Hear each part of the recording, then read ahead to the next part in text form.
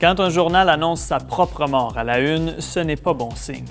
Il y aurait au moins une vingtaine de quotidiens qui ont fermé leurs portes au cours des 5 dernières années au pays. Le début de 2016 a été particulièrement pénible pour l'industrie des médias canadiens. De Guelph jusqu'à Nanaimo, des journaux locaux plus que centenaires ont dû cesser leur publication, tandis que les quotidiens des grandes villes ont connu une foule de transformations. Virage numérique, fusion des salles de nouvelles, fermeture d'imprimeries, mise à pied. Et si même les géants sont en difficulté, imaginez ce que c'est pour les médias francophones en milieu minoritaire.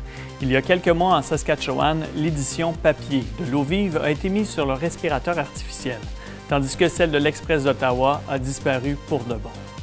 Une des explications, c'est la décision du gouvernement fédéral, en 2013, de prioriser l'achat d'espaces publicitaires sur Internet plutôt que dans les pages des journaux locaux imprimés.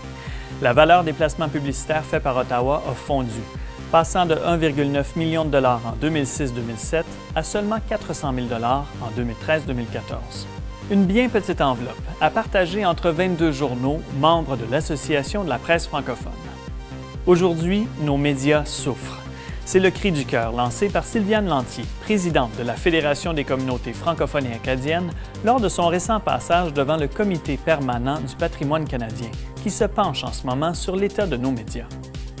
Il faut passer à l'action, ça presse, pour éviter que ce qu'on appelle le quatrième pouvoir de notre démocratie ne se retrouve dans la section nécrologie.